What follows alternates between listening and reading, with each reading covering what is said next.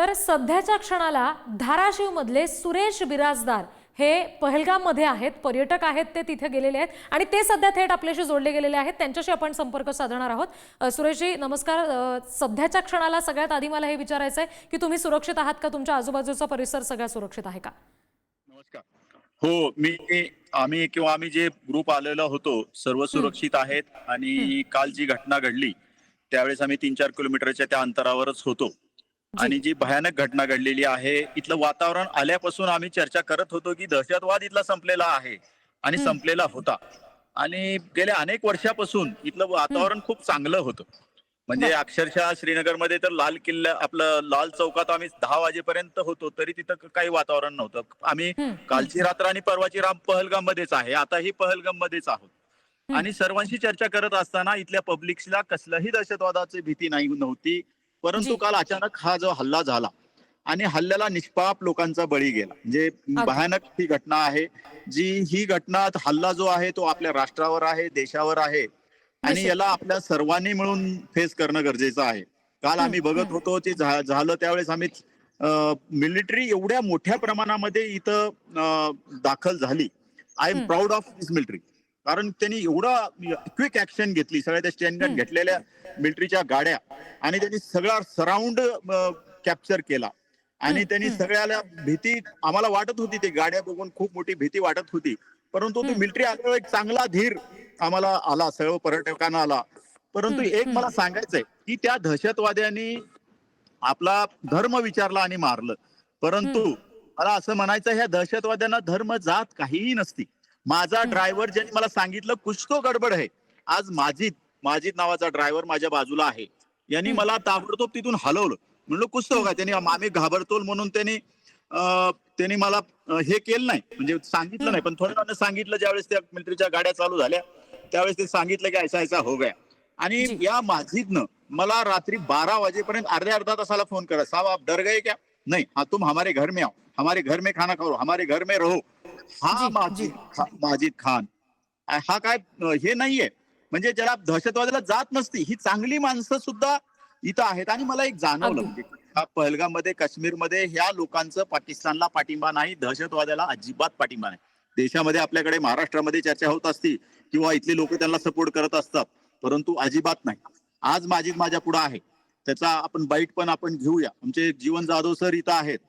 जी आम्ही सर्वजण या सगळ्या गोष्टीचे साक्षीदार आहोत आणि आता अगदी इथला सगळा परिसर, सर्व परिसर जी मिलिटरीने घेरलेला आहे. इथं कुठेही आता भीतीचं आमच्यासारख्या पर्यटकांना भ्यायचं काही कारण, कारण जी मिलिटरी जी आपल्या सोबत आहेत. सुरेशजी, आता जसं देशाची तुम्ही म्हणालात की तुमच्यासोबत आता शेजारी तुमच्यासोबत आणखी काही तुमचे मित्र आहेत, जे पर्यटक आहेत, जीवनजी तुमच्यासोबत आहेत, त्यांच्याकडून सुद्धा आम्हाला जाणून घ्यायला आवडेल. तुम्ही ज्या वेळेला या घटनास्थळावर होतात, म्हणजे पहलगामला होतात, जो आम्हाला व्हिडिओमध्ये परिसर पाहायला मिळतोय, तिथे नेमकं काय परिस्थिती तुम्हाला जाणवली? कारण इथे तुम्हाला तशी काही चाहूल लागली का? कुठे भीतीचं वातावरण आहे? कारण पोलिसांच्या आणि लष्कराच्या गणवेशामध्ये हे दहशतवादी तिथे घुसल्यासंदर्भात सुद्धा माहिती समोर येते. तसं काही तुम्हाला जाणवलं होतं तिथे गेल्यावर?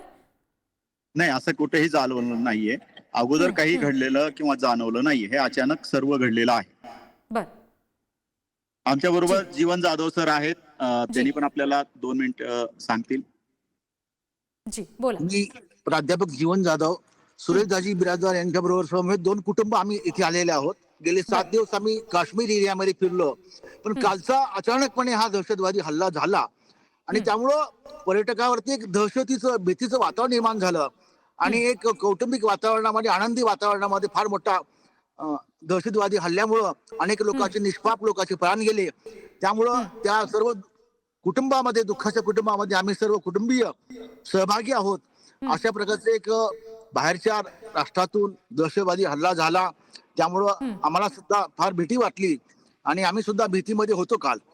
आता इथं जो ड्रायव्हर आहे तो लोकलचा जी आहे, त्याची पण आपण बाईट घेऊया. त्याच्या अगदी अगोदर अगदी मला हे सांगायचंय. मी सुरेशजी आता तेच तुम्हाला विचारणार होते की तुमच्यासोबत तुम्ही जसं म्हणालात की हो तो हो, मी स्थानिक देतो, व्यक्ती परंतु आहे त्याच्या तिथला, अगोदर त्यांच्याशी आपल्याला बोलता येऊ शकतं का? आम्हाला सर्वांना खूप धीर दिला आणि स्वतःच्या घरात येऊन राहायची ऑफर दिली. जी जी आता आणखी एक प्रश्न असा उपस्थित होतोय सुरेशजी, जसं तुम्ही म्हणालात की त्यांच्याकडून तुम्हाला सातत्यानं धीर दिला जात होता, पण त्यांचा स्वतःचा हा जो व्यवसाय आहे त्यांच्याबरोबर इतरही तिथले स्थानिक आहेत ज्यांचा पर्यटनावर अवलंबून असलेला व्यवसाय आहे, पर्यटनावर अवलंबून असलेला पोट आहे, या सगळ्या बाबतीत नेमका काय परिणाम घडू शकतो? तिथल्या स्थानिकांशी तुमची चर्चा झालेली आहे का याबाबत? त्यांच्याकडून याबाबत काही बोलणं झालंय तुमच्याशी?